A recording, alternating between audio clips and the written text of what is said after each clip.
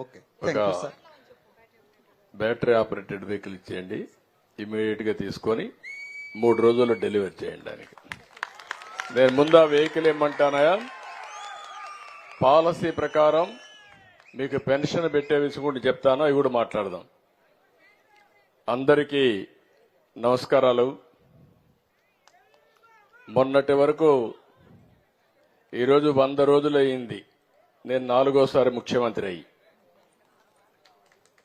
నేను చాలా మంది ముఖ్యమంత్రులు చూశాను కానీ 19-24 మధ్యలో పరిపాలించిన ముఖ్యమంత్రిని చూస్తే నాకే ఆశ్చర్యం వేస్తుంది. మళ్లీ అలాంటి వ్యక్తిని చూస్తామని కూడా ఆశ్చర్యం వేస్తుంది. ఒకప్పుడు ఎప్పుడైనా సరే 5 ఏళ్లలో ఈ మాదిరిగా వచ్చి మీతో మాట్లాడా? ఎక్కడన్నా ఫోటోలు చూశారా మీరు? ఎక్కడన్నా గాని 10 మందితో మాట్లాడి సమస్యల పరిష్కారం చేసిన అలవాటు ఉందా? ముఖ్యమంత్రి వస్తున్నాడంటే నాకే ఆశ్చర్యం వేసేది. ముందు పరదాలు కట్టేసేవాళ్లు, అక్కడి నుంచి ఆయన ఆకాశంలో తిరిగినా హెలికాప్టర్లో వచ్చినా కిందన చెట్లన్నీ నరికేసేవాళ్లు. అంతేకాకుండా ఒక కర్ఫ్యూ వాతావరణం పెట్టేవాళ్ళు. బలవంతంగా డాక్రా సంఘాలందరినీ లాక్కొచ్చేవాళ్లు. ఇష్టం ఉన్నా లేకపోయినా మీరు రావాలి, రాకపోతే రేషన్ కట్టు, పెన్షన్ కట్టు, నీళ్లు కూడా కట్టు అన్నమాట. బలవంతంగా మొబిలైజ్ చేసేవాళ్లు. నేను టీవీల్లో చూసేవాడిని. మీరు ఇంటికి పోవాలి, సాయంత్రం అయితే పాలు పిండే పరిస్థితి వస్తుంది, పితికే పరిస్థితి వస్తుంది, వంట చేయాలి.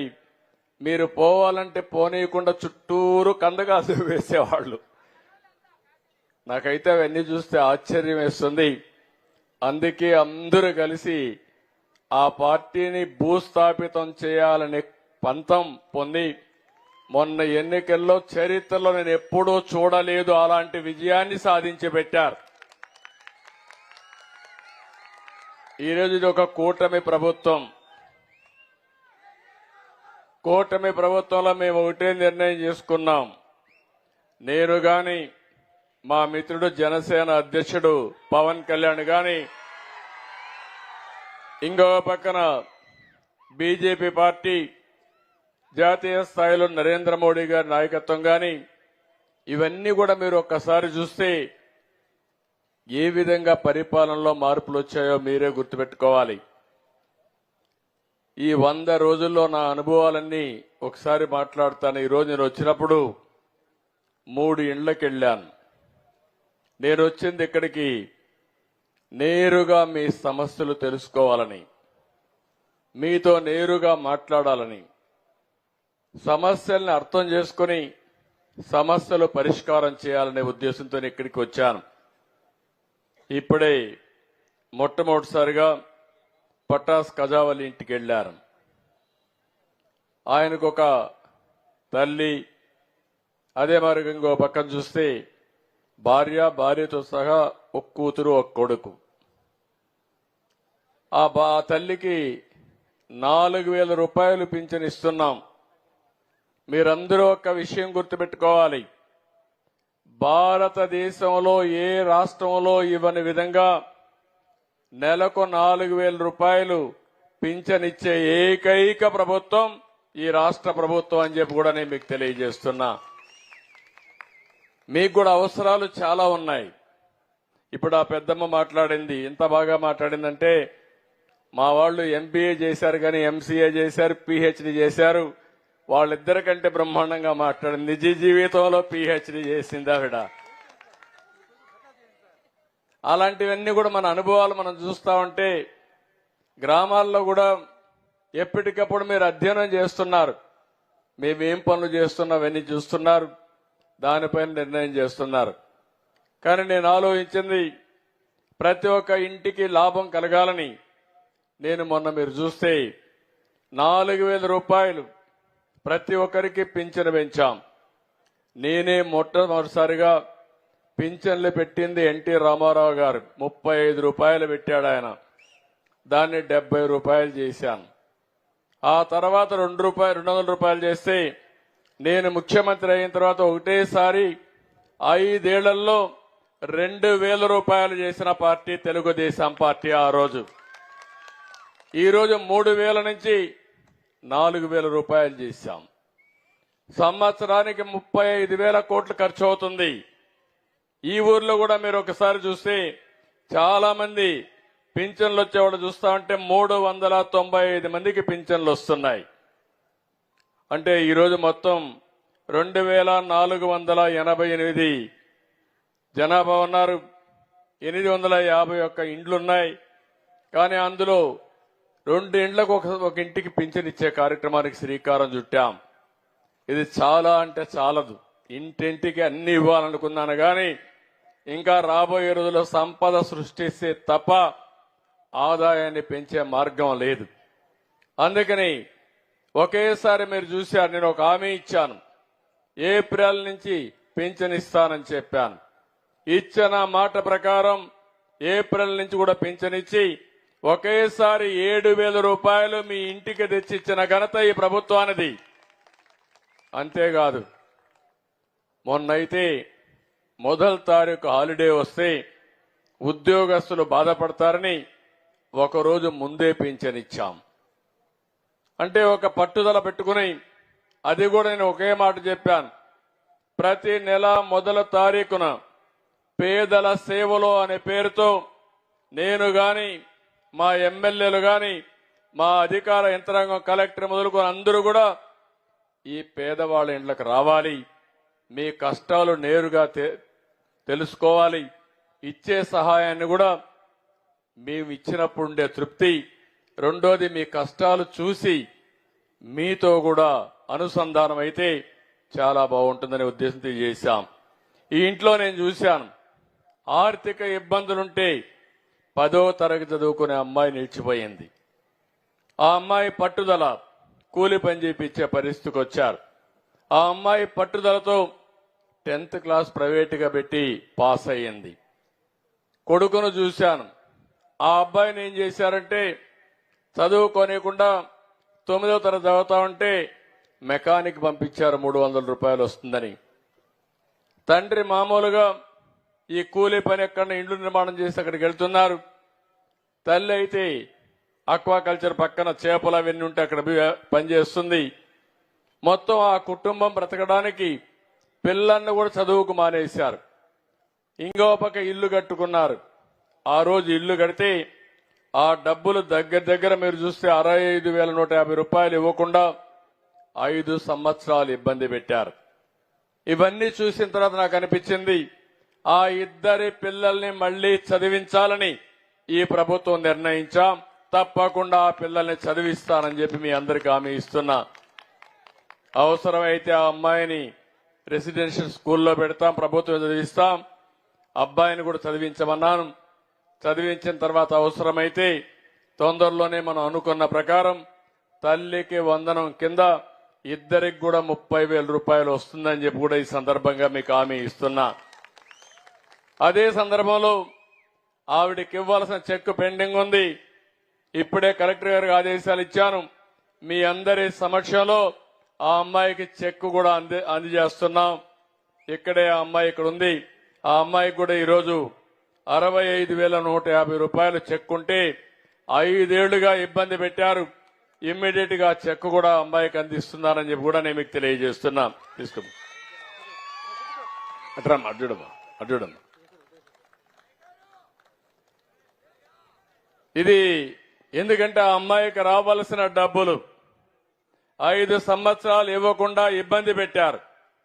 అందుకే పిల్లల్ని కూడా చదువుకు నిలిపేసి అప్పులు కట్టుకుంటూ పిల్లల్ని కూలి పనికి పంపించే పరిస్థితి వచ్చింది. ఇలాంటి దుస్థితి రాకూడదని నేను కోరుకుంటున్నా. తప్పకుండా ఆ కుటుంబాన్ని ఆదుకుంటాం, అన్ని విధాల న్యాయం చేస్తాం. ఏంటమ్మా, ఏమైనా మాట్లాడాలనా? Okay, thank you. ధైర్యంగా ఉండి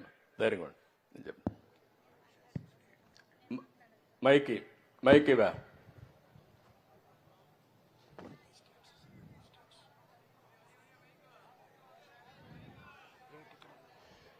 అందరికీ వందనాలు. తెలిసి తెలియక తప్పుగా మాట్లాడితే క్షమించండి. ధైర్యంగా మాట్లాడు. బాబు గారు చెప్పిన కుటుంబం నాదే,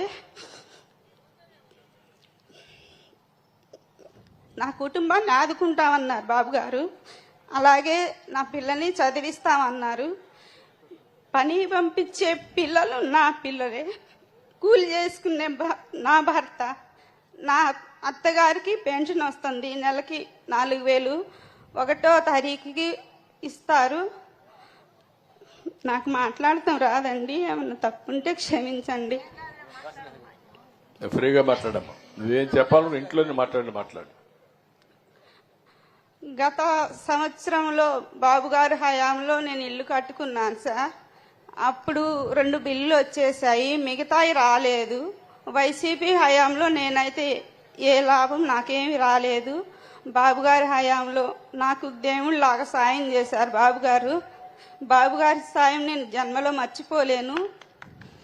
బాబు గారు లేకపోతే నా ఇంటికి డబ్బులు వచ్చేవి కాదు. ఇప్పుడు నేను ఇల్లు కట్టుకొని ఇంట్లో ఉంటున్నానంటే బాబు గారి చలవే అది. బాబు గారి వల్లే నేను ఇల్లు కట్టుకున్నాను. ఇవాళ నా ఇంట్లో ఉంటున్నానంటే బాబు గారు చలవే సార్ అది. పిల్లల్ని వేసుకొని, చిన్న పిల్లల్ని వేసుకొని రోడ్డు మీద ఎలా వస్తే కూర్చొని తిన్నాను సార్ నేను అన్నం. ఒకప్పుడు నాకు ఉండటానికి ఇల్లు కూడా లేదు. నన్ను ఎంతో మంది ఎన్నోసార్లు హేళన చేశారు. కానీ ఇవాళ నేను ఇంట్లో ఉండి పావలా సంపాదించుకొని నా కాళ్ళ మీద నేను బతుకుతున్నాను సార్. నా పిల్లలకి చదివిస్తామని చెప్పారు బాబు గారు. బాబు గారు ఎప్పటికైనా సరే మీరే మాకు సీఎంగా కావాలి సార్. నన్ను ఏమన్నా తప్పు ఉంటే నన్ను క్షమించండి సార్.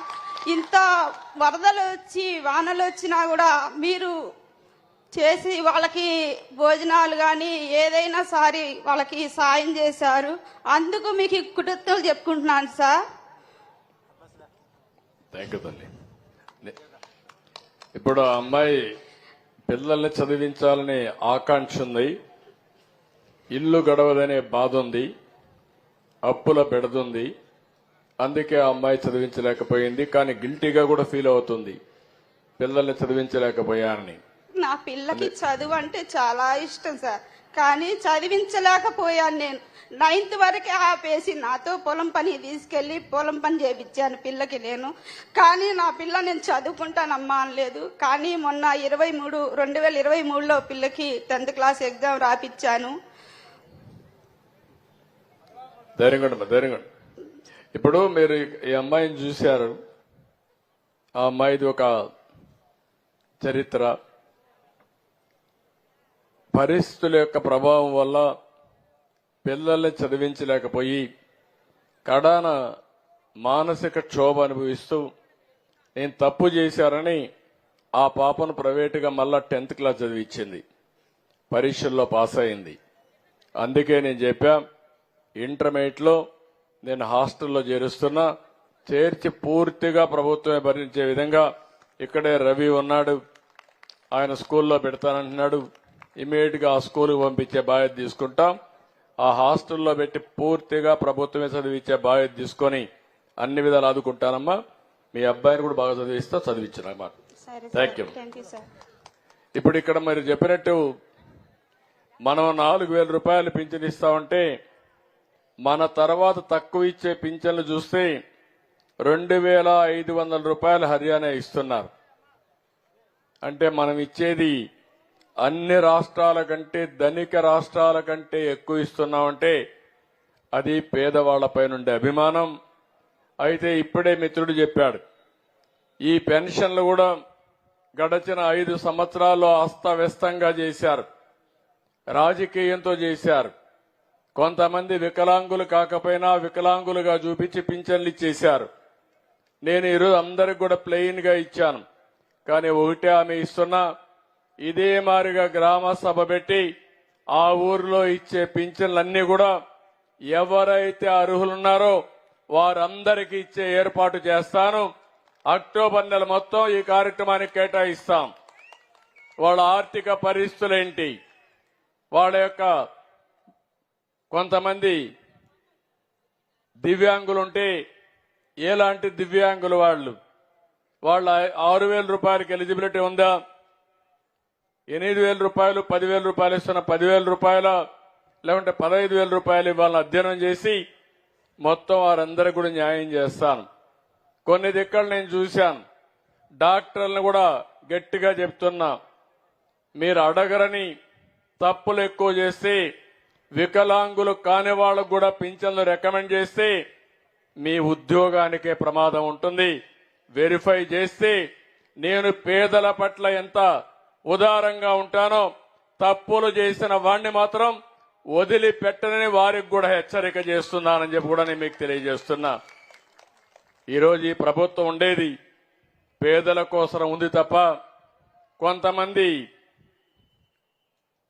మొన్నటి వరకు ముఖ్యమంత్రిగా పనిచేసినటువంటి వ్యక్తి శిష్యులు కొంతమంది తయారయ్యారు. ఊరికొక సైకో తయారయ్యారు. ఆ సైకోలు తయారై గవర్నమెంట్ అంటే లెక్కలేనితనం వచ్చింది. ఎదురుదాడి చేస్తే భయపడిపోతారనుకుంటున్నారు. నేను దాడి చేస్తే భయపడను, తాట తీస్తాను తప్పు చేసిన వాళ్ళని మరొక్కసారి హెచ్చరిస్తున్నా. ఆ విషయాలు కూడా నేను మీతో మాట్లాడతాను. ఈరోజు ఇంకొక పక్క మీరు ఒకసారి చూస్తే రెండో ఇల్లు మద్దిరాలపాడులోనే, ఈ ఊర్లోనే ఒక అలుదాసు శ్రీను, బీసీ గౌడ కులస్తుడు, భూమి లేదు, వేరే ప్రాంతాల నుంచి ఈ ఊరుకొచ్చి సెటిల్ అయ్యాడు. భార్యాభర్త ఇద్దరు పండ్లు అమ్ముకుని ఒక 400-500 రూపాయలు సంపాదించుకుని వాళ్ళు ఎంత ధైర్యంగా ముందుకు పోయారంటే, ఇద్దరు పిల్లలుంటే ఇద్దరిని ఇంజనీరింగ్ చదివిస్తున్నారు. ఇంజనీరింగ్ 2వ సంవత్సరం ఒక అబ్బాయి, మొదటి సంవత్సరం ఒక అబ్బాయి. అప్పు చేసి పిల్లల్ని చదివించారంటే మనస్ఫూర్తిగా కుటుంబాన్ని అభినందిస్తున్నాను. కంగ్రాచులేషన్స్ కూడా తెలియజేస్తున్నా. ఇదొక స్ఫూర్తి. నేను ఆ అబ్బాయిని చూశాను. ఇల్లు కూడా 40 ఏళ్లే, అతను 45 సంవత్సరాలు, భార్యకు 40 సంవత్సరాలు. అప్పుడే షుగర్ వచ్చింది. ఏంటా ఈ వయసులో షుగర్ అంటే, ఎక్కువ టెన్షన్ అయిపోయింది అన్నాడు. నీకు టెన్షన్ దేనికోసం అంటే, పిల్లల్ని చదివించాలి, మళ్ళీ నేను ఇలాంటి పనులన్నీ చేయాలి, నేను పోయి పళ్ళు తీసుకొస్తాను, నా భార్య అమ్ముతుంది, దీనివల్ల పిల్లల్ని చదివించి పైకి వస్తున్నాం అంటే ఇల్లు లేదంటే ఇల్లు శాంక్షన్ చేయమన్నాను. ఇంటి జాగా కూడా లేదు. ఇప్పుడే సర్పంచ్ గారు ఇక్కడ ఉన్నారు, కలెక్టర్ గారు ఉన్నారు. కనీసం ఈ ఊర్లో 200 మందికి ఇంటి జాగాలు ఇచ్చి ఇండ్లు కట్టించాల్సిన బాధ్యత ఉంది.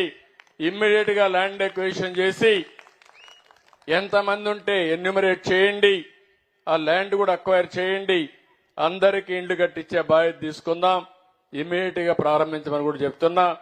అందులో మొదటి ఇల్లు ఆ సీనుకి ఇస్తామని చెప్పి మీ అందరికీ హామీ ఇస్తున్నా. నిన్న నేను ఒక పాలసీ తీసుకున్నాను. ఏదైతే చేతి వృత్తులపైన ఆధారపడినటువంటి ఇలాంటి వారికి భవిష్యత్తులో కొన్ని దిక్కుల్లో కొన్ని రిజర్వేషన్లు పెట్టాం. ఈరోజు గౌడలున్నారు, ఈడుగులున్నారు, వాళ్ళు కళ్ళు గీస్తారు.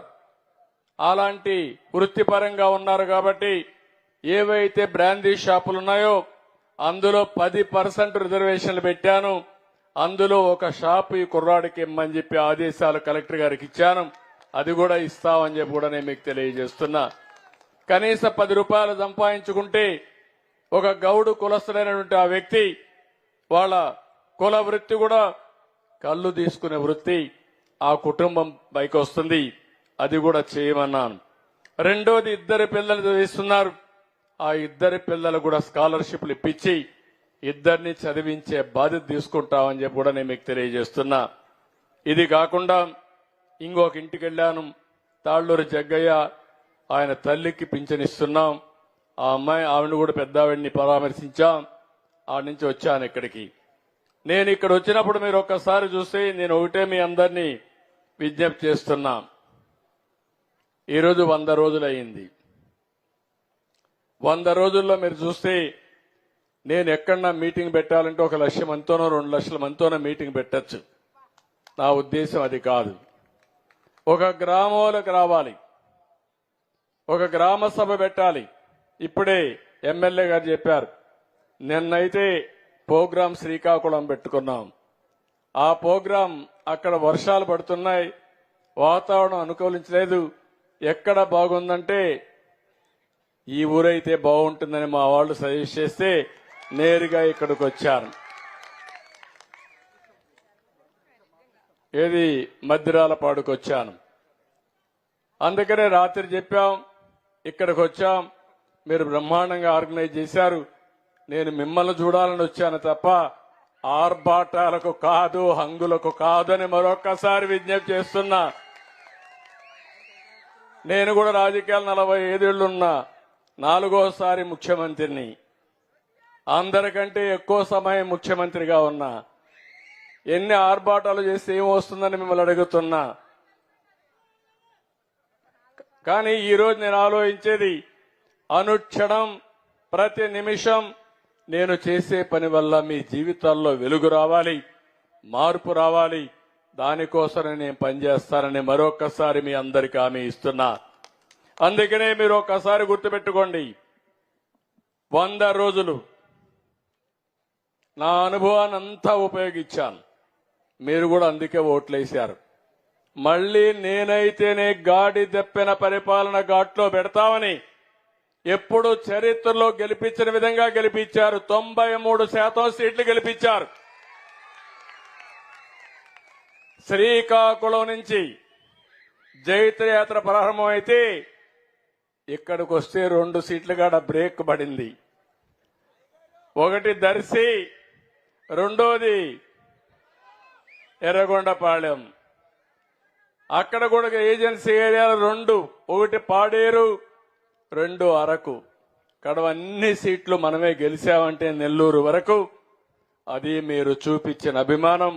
మీ అభిమానాన్ని నా జీవితంలో మేము ఎప్పుడూ మర్చిపోలేం. అయితే ఈరోజు ఈ 100 రోజుల్లో మీరు ఒక్కసారి చూస్తే, మీరు వేసింది, మాకేసిన ఓట్లన్నీ కూడా మళ్లీ తిరిగి ప్రజలు గెలవాలి, ఈ రాష్ట్రాన్ని నిలబెట్టాలి, పునర్నిర్మాణం జరగాలి, మీ భవిష్యత్తు బాగుండాలని ఓట్లేశారు. కానీ రాష్ట్రాన్ని చూస్తే వెంటిలేటర్ పైన ఉంది. ఆక్సిజన్ తీసేస్తే ప్రాణం పోయే పరిస్థితిలో ఉన్నాం. కానీ ఒక్క మంచి పని చేశారు మీరందరూ. 21 ఎంపీలు గెలిపించారు. దానివల్ల ఢిల్లీలో మన పరపతి పెరిగింది.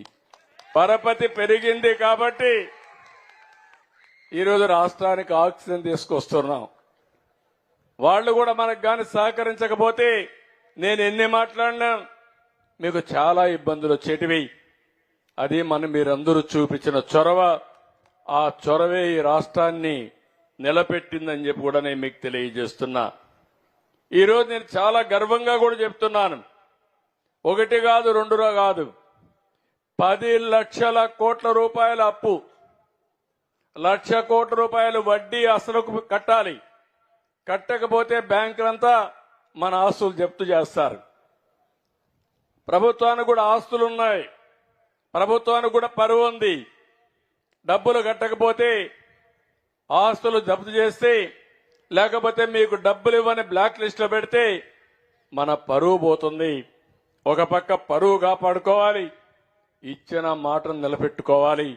ఈ 2 మధ్య ముందుకు పోతున్నానని చెప్పి కూడా నేను మీకు తెలియజేస్తున్నా.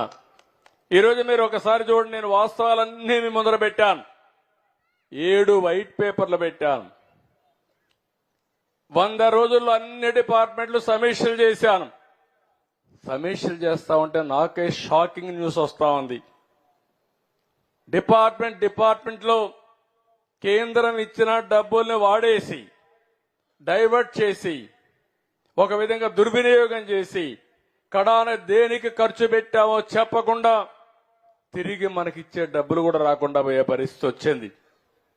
ఒక ఉదాహరణ, పంచాయతీ రాజ్లో ఫైనాన్స్ కమిషన్ ఇచ్చే 990 కోట్ల రూపాయలు ఇవ్వకుండా ఇప్పుడు రావాల్సిన డబ్బులు 1,200 కోట్లు మిగిలిపోయే ఇవ్వకుండా అడ్డం పెట్టే పరిస్థితికి వచ్చారు. ఇప్పుడు ఆ 990 కోట్లు ఇచ్చాను, 1,200 కోట్లు వచ్చాయి.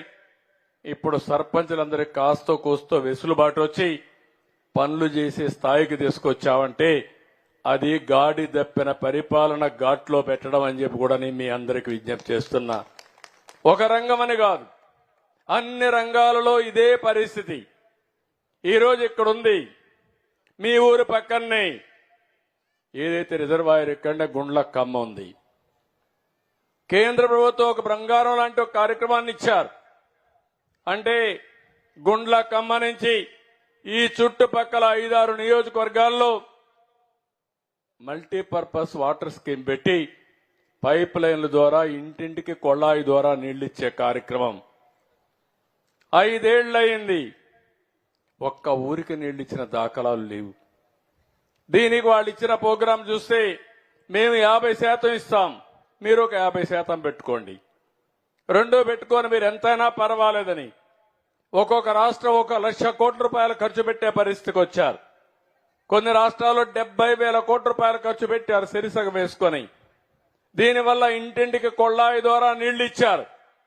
మన రాష్ట్రంలో దౌర్భాగ్యం 3,000, 2,000 కోట్లు ఖర్చు పెట్టకుండా, ఇచ్చిన డబ్బులకి లెక్క చూపించకుండా, ఇచ్చిన డబ్బులు రిలీజ్ చేయకుండా ఇష్టానుసారంగా చేస్తే నిన్నే నేను చెప్పా, మళ్లీ ఒకసారి స్ట్రీమ్ లైన్ చేద్దాం. తప్పకుండా ఎక్కడెక్కడ జిల్లాలు ఉన్నాయో 26 జిల్లాలకి నీళ్లిచ్చే బాధ్యత, ఇంటింటికి కొళాయి ద్వారా నీళ్లు సరఫరా చేసే బాధ్యత ఈ ప్రభుత్వం తీసుకుంటామని చెప్పి చాలా స్పష్టంగా హామీ ఇచ్చాం. ఈ డిపార్ట్మెంట్ పవన్ కళ్యాణ్ గారు చూస్తారు, ఆయన కిందనే వస్తుంది. నిన్నే సమీక్ష పెట్టాం. సమీక్ష పెట్టి ఒక నిర్ణయం చేశాం. ఒక 550 కోట్ల రూపాయలు శాంక్షన్ చేస్తే ఇంకొక 600 కోట్లు వస్తుందంటే ముందు తీసుకురమ్మని చెప్పాను. ఒక 60,000 కోట్ల రూపాయలు దగ్గర అదనంగా ఖర్చు అవుతుందంటే అవి కూడా చేయమన్నాను. ఈరోజు ఇలాంటి ఇక్కడ ఒక స్కీమ్ ఉంది, వాటర్ స్కీమ్ ఉంది. ఆ వాటర్ స్కీమ్ను చూస్తే ఎప్పుడో కట్టిన వాటర్ స్కీము ఇప్పుడు కూలిపోయే పరిస్థితిలో ఉంది. అలాంటి వాటర్ స్కీమ్స్ అన్ని కూడా మళ్లీ కొత్తగా కట్టుకునే అవకాశం ఈ జల్ జీవన్ మిషన్ లో ఉంది. దాన్ని కూడా ఉపయోగించకుండా ముఖ్యమంత్రి ఇష్టానుసారంగా ముందుకు పోయాడంటే మీరు గుర్తుపెట్టుకోవాలి. అందుకే నేను మీకు ఇచ్చినటువంటి 7 వైట్ పేపర్లు ఇచ్చాను. చాలా స్పష్టంగా ఎక్స్ప్లెయిన్ చేశాను. ఎంత దోపిడీ చేశారు, ఎన్ని డిపార్ట్మెంట్లు విధ్వంసం చేశారు, ఎన్ని వ్యవస్థలు నాశనం చేశారు, ఎన్ని లక్షల కోట్ల రూపాయలు అప్పు చేశారో అన్ని కూడా మీకు ఇచ్చే పరిస్థితికి వచ్చాను. అవన్నీ ఇచ్చిన తర్వాత అన్ని డిపార్ట్మెంట్లని ఈరోజు స్ట్రీమ్ లైన్ చేస్తూ ముందుకు పోయే పరిస్థితికి వచ్చాం. నేను ఒకే ఒక విషయం మీ అందరికీ విజ్ఞప్తి చేస్తున్నాను. ఈరోజు మీరందరూ ఇక్కడ సమావేశమైనప్పుడు అనేక విషయాలు మనం ఇక్కడ మాట్లాడుకుంటున్నాం. ఇప్పుడే ఒక కుటుంబం అయితే మనం మాట్లాడినప్పుడు కొన్ని విషయాలు మాట్లాడారు. ఈరోజు ఈ ఊర్లో కూడా సర్పంచ్కి ఒక బాధ్యత చెప్తున్నా.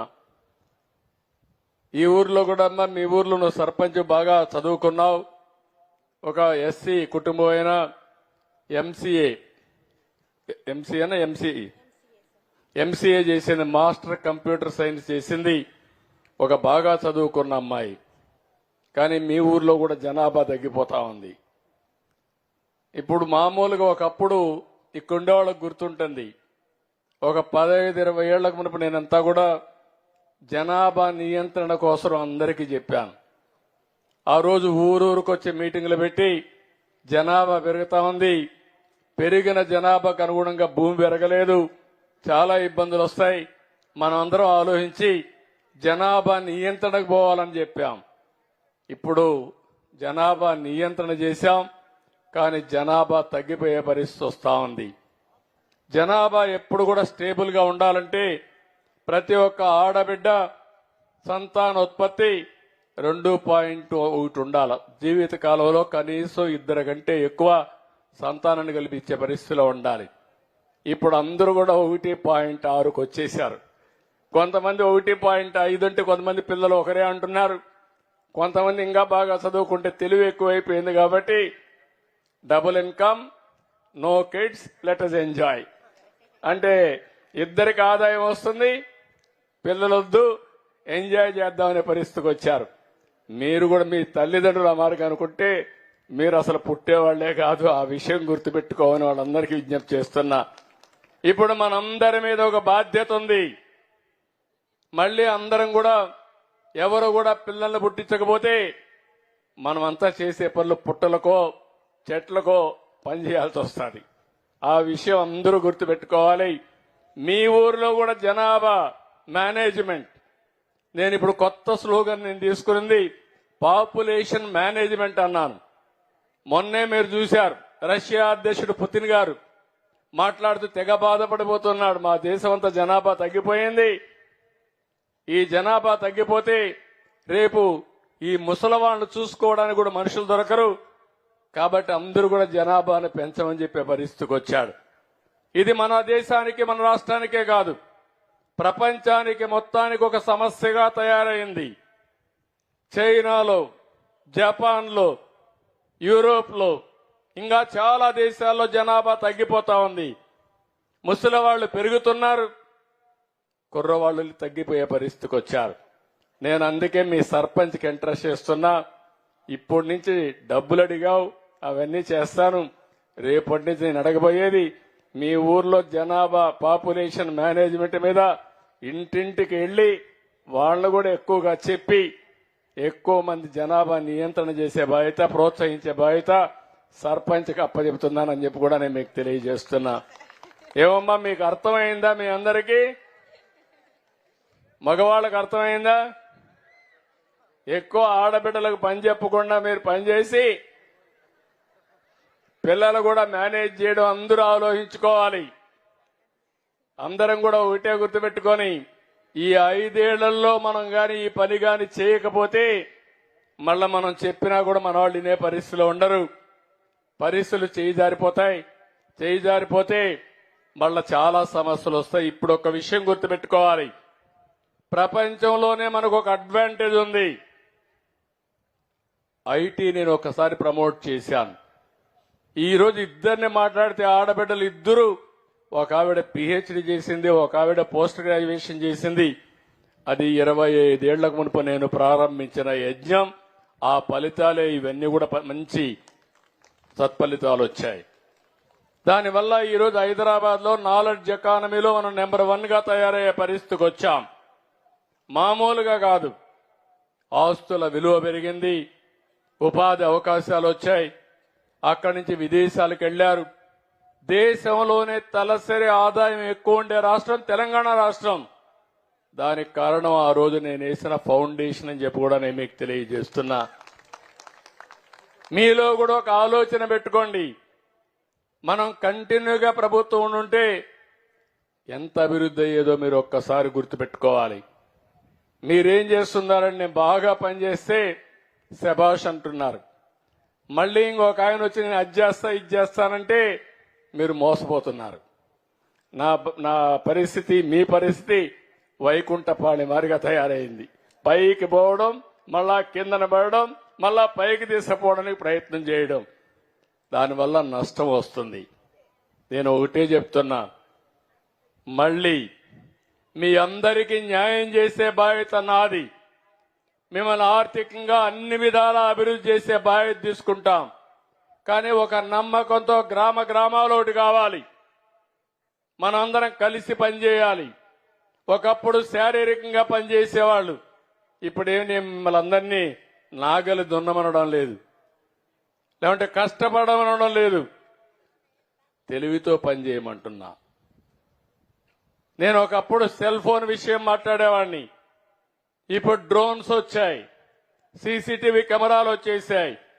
మీకు ఏ పని కావాలన్నా నిమిషాల మీద, మేఘాల మీద పనిచేసుకునే అవకాశాలు వచ్చాయి.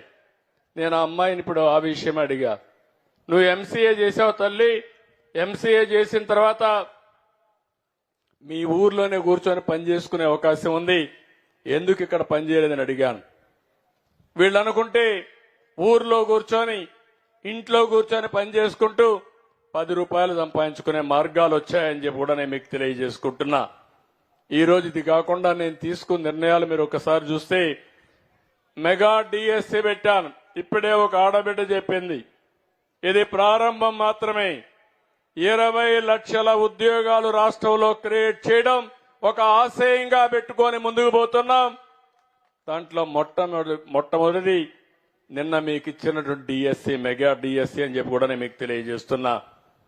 ఇంకో పక్కన మీరు చూస్తే ల్యాండ్ టైటిలింగ్ యాక్ట్ రద్దు చేశాం. మీరు మమ్మల్ని గెలిపించకపోయింటే ఈ పార్టీకి మీ భూమి మీది కాదు, ఆ విషయం మీరు గుర్తుపెట్టుకోవాలి.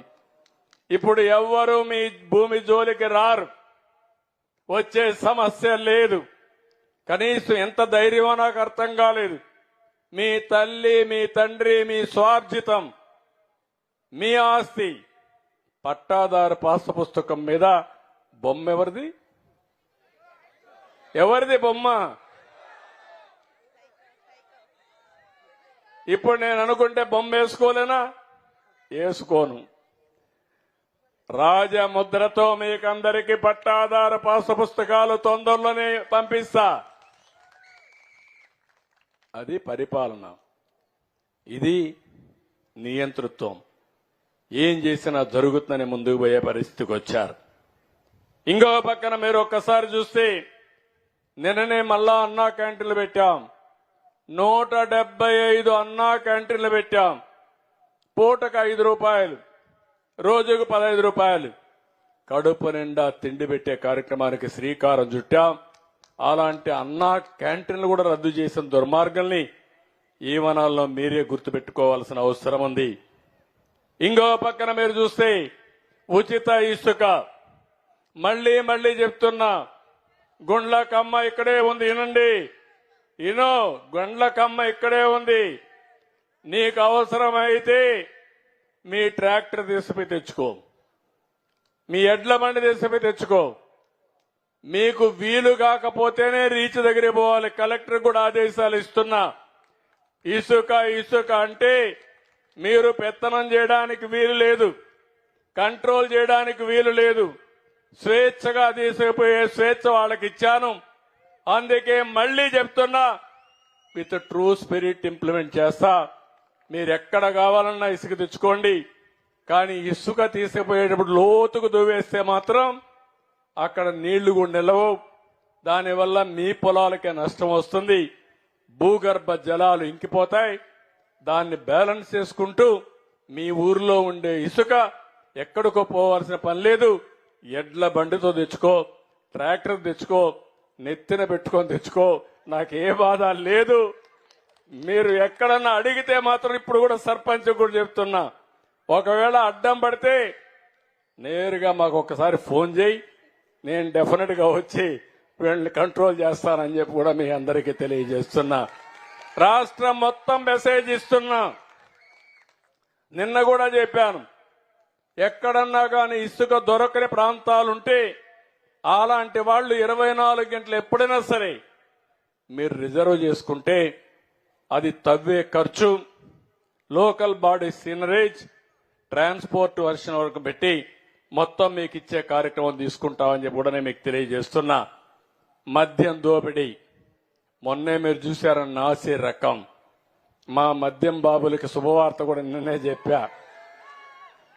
99 రూపాయలకి నాణ్యమైన మద్యం ఇచ్చే బాధ్యత తీసుకున్నాం. మొన్నటి వరకు మీరు చూశారు 140 రూపాయలు తాగితే కడుపంతా కూడా మంట, అక్కడి నుంచి హార్ట్ పనిచేయదు, అదే మరి లివర్ పోయింది. దుర్మార్గుల పాలనలో మొనోపులే పెట్టి కడాన పేదవాళ్ల పొట్టగొట్టి ఆరోగ్యంతో ఆడుకుని డబ్బులు సంపాదించుకునే పరిస్థితికి వచ్చారు. ఇష్టానుసారంగా చేసే పరిస్థితికి వచ్చారు. ఈరోజు కేంద్ర ప్రభుత్వం కూడా కొన్ని మంచి పనులు చేస్తున్నారు. అవి కూడా మనం సద్వినియోగం చేసుకుందాం. ఆ కార్యక్రమాలు కూడా మనం సద్వినియోగం చేసుకుని ఈరోజు చూస్తే పోలవరానికి 12,500 కోట్లు ఇచ్చారు, అమరావతికి 15,000 కోట్లు ఇచ్చారు. ఇంకో పక్క 3 ఇండస్ట్రియల్ టౌన్షిప్ల కోసం 5,000 కోట్ల రూపాయలు శాంక్షన్ చేశారు. ఇంకో పక్క విశాఖపట్నం రైల్వే జోన్ కూడా యాక్సెప్ట్ చేశారు. ఇది కాకుండా 70 సంవత్సరాలు పైబడిన ప్రతి ఒక్కరికి 6 లక్షల వరకు హెల్త్ ఇన్సూరెన్స్ కూడా ఇచ్చే పరిస్థితికి వచ్చారు. ఇలాంటి అనేక కార్యక్రమాలు నిన్న కూడా కేంద్రం ఒకటి అనౌన్స్ చేశారు, 1 నేషన్ 1 ఎలక్షన్. మన దగ్గర ఒకే ఎలక్షన్ ఉంది. ఎందుకంటే ఒకేసారి ఎన్నికలు అయిపోవాలి. ఎన్నికలు అయిన తర్వాత 24 గంటలు ఈ పేదవాళ్ళని ఆర్థికంగా పైకి తేవడం, వీలైనంత వరకు సంక్షేమ కార్యక్రమాలు పెట్టి ముందుకు తీసుకుపోయే పరిస్థితి రావాల్సిన అవసరం ఉందని చెప్పి కూడా నేను మీకు తెలియజేస్తున్నా. తొందరలోనే ఇప్పటికే చాలా కార్యక్రమాలు చేశాం. ఇంకా చేయవలసిన కార్యక్రమాలు చాలా ఉన్నాయి. కానీ నిన్న మొన్న పార్టీ ఓడిపోయి చిత్తుగా ఓడిస్తే కూడా బుద్ధి లేకుండా ఇంకా అజ్జేలేదు ఇజ్జేలేదు పేపర్లు వేస్తారు. మొదటి 6 నెలల్లో ఒక్క పని చేయగలిగారా మీరు? ఏమీ చేయలే. నన్ను ఎన్ని ఇబ్బందులు పెట్టాలనో ఒక్క విషయం మీరు గుర్తుపెట్టుకోవాలి. ఇక్కడ అందరూ ఉన్నారు. ఇప్పుడే హనుమాన్కైతే నేను కొబ్బరికాయ కొట్టి ఇక్కడికి వచ్చాను. మీరందరూ కూడా ఆనందపడ్డారు. ఎందుకంటే మా ఊర్లో హనుమంతుడి గారికి హనుమాన్కైతే కొబ్బరికాయ కొట్టారని. మనందరికీ ఏ మతస్థులకి ఆ మతస్థం పైన విశ్వాసం ఉందా లేదా అని మిమ్మల్ని అడుగుతున్నా. ఉందా లేదా? ఉందంటే చేలు పైకెత్తండి. ముస్లింల మతం పైన అభిమానం ఉంది. ఒక పద్ధతులు ఉన్నాయి. క్రిస్టియన్స్కు ఉన్నాయి, హిందువులకు ఉన్నాయి. ఉన్నాయా లేదా మీకు? ఉన్నప్పుడు నేను అడుగుతున్నా, మీరు దేవుడికి పెడితే పవిత్రంగా దేవుడికి పెడతారా? మసీదుకు పోతే పవిత్రంగా మసీదుకు పోతారా? లేకుంటే ఇష్టానుసారంగా చేస్తారా? నేను మిమ్మల్ని అడుగుతున్నా. అలాంటి పవిత్రత తిరుమల తిరుపతి దేవస్థానంలో పవిత్రత దెబ్బతీసే పరిస్థితికి వచ్చారు. కడాన మీరు ఒకసారి చూస్తే లడ్డు ప్రసాదం నాసి రకం నెయ్యి వాడారు. మీరు వాడతారా అని మిమ్మల్ని అడుగుతున్నా. దేవునికి పెట్టినప్పుడు ఆవు నెయ్యి వాడతారా లేదా అని మిమ్మల్ని అడుగుతున్నా. అలాంటిది 320 రూపాయలకు నెయ్యి వస్తుందని నాసి రకం, వెజిటబుల్ ఫ్యాట్ అని, ఎనిమల్ ఫ్యాట్ అని, అలాంటివన్నీ దాన్ని కల్తీ నెయ్యి తీసుకొచ్చి దేవుడికి నైవేద్యం పెట్టే పరిస్థితికి వచ్చారు. ఇప్పుడు మాట్లాడుతున్నారు, నేను తప్పు చేయలేదు, టెండర్ పిలిచాను. మీ ప్రభుత్వం పిలిచింది, మీరు పిలిచారు. 320 రూపాయలకు నెయ్యి ఇస్తున్నారంటే ఆలోచించే పని లేదా? 500 రూపాయలు ఉంది. ఆవు నెయ్యికి 500 రూపాయలు కనీసం ఉంది. అలాంటిది 320 రూపాయలు పేరు పెట్టి ఏదైతే కల్తీ నెయ్యని ప్రజల మనోభావాలతో ఆడుకునే విధంగా ఆ నెయ్యి తీసుకొస్తే ఆ మధ్యలో మీరు ఎవరన్నా కొండకు పోయారా? తిరుమలకు పోయారా? ప్రసాదం తిన్నారా? ఒకప్పుడు వైఎస్ఆర్ కాంగ్రెస్ పార్టీలో ఆ ప్రసాదం బాగుందా అని అడుగుతున్నా మిమ్మల్ని. బాగా లేదని వాళ్ళు చేలిపైకి ఎత్తండి. భోజనాలు కూడా బాగాలేవు, దర్శనాలు కూడా బాగాలేవు. కొండకు పోవడం మానేశారు. ఏం తల్లి, ఇప్పుడు పోయి చూడు. కొత్తగా నేను ముఖ్యమంత్రి అవుతానే మొదటి రోజునే ఒక ఆఫీసర్ని వేశాను, శ్యామలరావు గారిని. ఒకే మాట చెప్పి పంపించాను. మళ్లీ నేను శభాషణాలంటే ప్రజలు మెచ్చుకునే పరిపాలన, దేవునికి సేవ చేయమని చెప్పి ఆయన పంపించా. ఈ రోజు నెయ్యి అంతా కూడా మార్చాడు. ఏదైతే కర్ణాటక ఫెడరేషన్ నందిని ఉందో ఆ నందిని నెయ్యి కొన్నాడు. ఇప్పుడు ప్రసాదం తిన్నారా అని మిమ్మల్ని అడుగుతున్నా. తిన్నారా ప్రసాదం? అప్పటికిప్పుడు బాగుందా లేదా అని అడుగుతున్నా మిమ్మల్ని. బాగుందంటే చేలిపైకెత్తండి. ఇది సైకో, నువ్వు చెప్పే మాటలకు వ్యత్యాసం. ప్రజలు అడుగుతున్నారు ఇప్పుడు, మా మనోభావాలు దెబ్బతీశారని.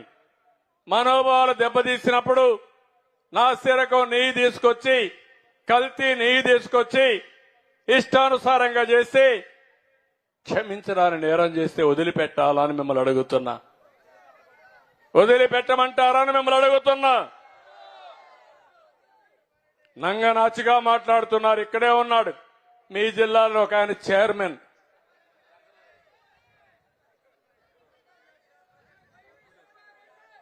నేను పేరు చెప్పను,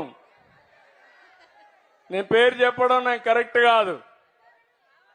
మొన్నే మీరు చూశారు, వరదలు వస్తే ఏదైతే అక్కడ ఉండే బుడమేరు గండ్లు పెట్టేశారు. బుడమేరు మొత్తం ఎన్క్రోచ్మెంట్లు చేశారు, అక్రమంగా ఎక్కడెక్కడ అమ్మేసుకున్నారు, ఇళ్లు కట్టేశారు. మొత్తం నాకు 10 రోజులు పట్టింది. 6 లక్షల మంది బాధపడ్డారు. ఆ సమయంలో 3 బోట్లు వదిలిపెట్టారు కృష్ణా నదికి. 11,50,000 క్యూసెక్స్ నీళ్లు వచ్చాయి. ఆ నీళ్లలో బోట్లు వస్తే ఎంత స్పీడ్ లో పోయి కొట్టాయో ఒకసారి ఊహించుకుంటే, అక్కడంతా కూడా పోయి డ్యామును కొట్టి ఏదైతే మధ్యలో ఉండే కాలమ్స్ని దెబ్బతీస్తే ఇరిగిపోయే పరిస్థితికి వచ్చింది. అదే గాని కాలమును గాని కొట్టుంటే ప్రాజెక్టే కొట్టుకోబోయే పరిస్థితి వచ్చేది. అంటే ఇలాంటి నేరస్తులు ఇప్పుడు అంటున్నారు నాకేం తెలియదని. బాబాయిని చంపి ఏం చేశారు తమ్ముళ్ళు అని మిమ్మల్ని అడుగుతున్నా. ఏం చెప్పారు? గుండెపోటని చెప్పారా లేదా? తర్వాత తెలిసిన తర్వాత నారాసురు రక్త చరిత్ర అని చెప్పాడా లేదా? నేరస్తులు చేసే నేరాలు వేరే వాళ్ళ పైన వేయడం వీళ్ళకి అలవాటు అయిపోయింది. అందుకే నేను చెప్పా మా పోలీసులకు కూడా, పోలీసులు జాగ్రత్తగా ఉండండి. ఈసారి నేరాలు చేస్తే మాత్రం మక్కలు ఇరగొట్టాం తప్ప వదిలిపెట్టే సమస్య లేదు. రాజకీయ ముసుగులో నేరాలు చేయాలనుకుంటున్నారు మీరు. రాజకీయ ముసుగులో ఘోరాలు చేయాలనుకుంటున్నారు మీరు. మాట్లాడితే ఎదురుదాడి చేస్తారా? ఒక అమ్మాయి బాంబేలో ఉంటే ఒక యాక్ట్రెస్ ని ఇష్టానుసారంగా తీసుకొచ్చి మీకు సంబంధం లేని కేసుల్లో జైల్లో పెట్టి ఈరోజు మీ ఇష్ట ప్రకారం మళ్ళా వాళ్ళపైన యాక్షన్ తీసుకుంటే మాట్లాడతారా? చట్టాన్ని ఎవరైనా సరే అతిక్రమించి చేతుల్లోకి తీసుకుంటే కబద్దారు గుర్తుపెట్టుకోండి, ప్రజాస్వామ్యంలో ఈ రోజు ఉంటుంది, రేపు ఉంటుంది. తప్పు చేసిన ఎవ్వడిని వదిలిపెట్టనని మరొక్కసారి ఈ సభ ద్వారా హెచ్చరిస్తున్నానని చెప్పి కూడా నేను మీకు తెలియజేస్తున్నా. ఇలాంటి సంఘటనలు నాకు మీరు గుర్తుపెట్టుకోవాలి. ఒక పక్క 24 గంటలు నాకు మీరే గుర్తుంటారు, ఇంకో పక్క నాకు సవాళ్ల మీద సవాళ్లు ఈ నేరస్తులు. ఏమీ తెలియని A2 మాట్లాడతాడు, నాకు అడ్మినిస్ట్రేషన్ తెలియదంట. నేను అడ్మినిస్ట్రేషన్ A2 దగ్గర నుంచి నేర్చుకోవాలి, A1 దగ్గర నుంచి నేర్చుకోవాలి. వీళ్ళు నాతో మాట్లాడతారు అంటే ఒక పద్ధతి లేనటువంటి పరిపాలన. అందుకే ఇవన్నీ వచ్చాయి. ఏది ఏమైనా నేను ఒకటే చెప్తున్నా, నా అటెన్షన్ ని ఎవ్వరూ డైవర్ట్ చేయలేరు. నేను ఒక యజ్ఞమార్గా చేస్తున్నా. గాడి దప్పిన పరిపాలన ఘాట్లో పెడతాను. మీరు నిండు మనసుతో ఆశీర్వదించండి. రాబోయే రోజుల్లో భారతదేశంలో నెంబర్ 1 ఎకానమీగా మన రాష్ట్రాన్ని తయారు చేసే వరకు కష్టపడతా, చేస్తా, చేసి చూపిస్తారని కూడా మీకు హామీ ఇస్తున్నా. గ్రామానికి వచ్చినప్పుడు ఇప్పుడే ఆడబిడ్డ అడిగింది డ్రైనేజ్ కావాలని. ఇంకో పక్క మంచినీటి వ్యవస్థ, ఇంటింటికి కొళాయి ద్వారా మంచినీళ్ళు ఇవ్వాల్సిన అవసరం ఉంది. స్తంభాలు ఎప్పుడో వేశారు, అవి కూడా ఇబ్బందుల్లో ఉన్నాయి. అవి కూడా ఒకసారి చూడమన్నారు. అది కూడా డెఫినెట్ గా చేయాల్సిన అవసరం ఉంది. శ్మశాన వాటిక లేదని ఈ గ్రామంలో చెప్పారు. హిందువులకు గాని ముస్లింలకు గాని అది కూడా చేస్తామని చెప్పి నేను మీకు తెలియజేస్తున్నా. అదే మరి ఇక్కడ మసీదు కూడా అభివృద్ధి కావాలన్నారు. ఆ మసీదు అభివృద్ధి చేసే కార్యక్రమం కూడా చేస్తాం. ఇంకో పక్క ఇంటి జాగాలు ఇప్పుడే చెప్పా, అందరికీ ఇంటి జాగాలు ఇచ్చి ఇండ్లు కట్టించే బాధ్యత తీసుకుంటామని చెప్పి కూడా నేను మీ అందరికి హామీ ఇస్తున్నా. ఇది కాకుండా ఇంకో పక్క సిమెంట్ రోడ్లు కూడా మారుమూల కూడా వేయాల్సిన అవసరం ఉంది.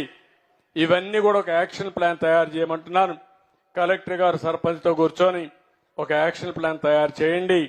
తప్పకుండా అవన్నీ ఒక నిర్దిష్టమైన టైం పెట్టుకుని ఇవన్నీ పూర్తి చేసే బాధ్యత నాదని మీ అందరికి హామీ ఇస్తున్నా. ఇవన్నీ కూడా మేము చేసి, ఇప్పుడే నేను చూశాను మీ ఊర్లో అందరికీ 100% ఇంటింటికి కరెంట్ ఉంది. 100% ఇంటి ట్యాపులు మాత్రమే ఇస్తాం. టాయిలెట్లు అయితే 99.8% ఉంది, అది కూడా చేయాలి. 1-2 ఎల్పీ గ్యాస్ అయితే ఏ 2-3 లేదు. మళ్లీ హామీ ఇస్తున్నా, దీపావళికి మా ఆడబిడ్డలకు శుభవార్త, ఉచిత గ్యాస్ ఇచ్చే కార్యక్రమానికి శ్రీకారం చుడతాం. నేనేవైతే చెప్పానో అంచెలంచెల వారిగా ఎన్ని ఇబ్బందులు వచ్చినా, నిన్న వరదలు వచ్చాయి, వరదల్లో చాలా తలాకుతలమయ్యాం. కానీ ఒక్కోసారి నాకు ఎంతో ఆనందం.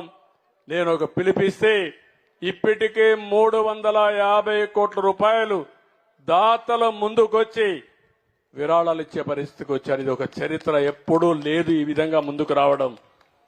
అలాంటి కార్యక్రమాలకు శ్రీకారం చుట్టాం. ఈ ఊరైతే పిఎం ఆదర్శ్ గ్రామ యోజన కింద ఈ గ్రామాన్ని శాంక్షన్ చేసుకుంటాం. 20 లక్షల రూపాయలు వస్తుంది. అది కాకుండా ఇంకా గ్రామానికి ఏం కావాలన్నా ఎస్సీ కాలనీ ఇవన్నీ కూడా ఉన్నాయి. మొత్తం అభివృద్ధి చేయడానికి ఎస్సీ కాలనీ గాని గ్రామం గాని పూర్తిగా అభివృద్ధి చేసి ఒక ఆదర్శ గ్రామంగా తయారు చేయడానికి రోడ్లు, డ్రైనేజ్, నీళ్లు, కరెంటు, మీకు మంచినీళ్లు ఇవన్నీ ఏమేం కావాలో అవన్నీ ఇచ్చే బాధ్యత, ఎస్సీ కాలనీని కూడా అభివృద్ధి చేసే బాధ్యత తీసుకుంటామని మరొక్కసారి తెలియజేసుకుంటూ, నాకైతే మీతో ఇంకా ఎక్కువ టైం మాట్లాడాలనిపిస్తుంది. కానీ మా వాళ్ళు చెప్తున్నారు మళ్ళా క్లౌడ్స్ వచ్చాయి పోలేమని. ఏది ఏమైనా మళ్ళీ వస్తా. నేను చేసిన తర్వాత సరిగా అయినా లేదు చూసుకోవడానికి మళ్ళీ ఒకసారి సూపర్వైజ్ చేస్తానని చెప్పి కూడా నేను మీకు తెలియజేసుకుంటూ, ఇక్కడికి వచ్చినప్పుడు మీరు చూపించిన అభిమానానికి అందరికీ మనస్ఫూర్తిగా నమస్కారాలు. జై హింద్, జై జన్మభూమి.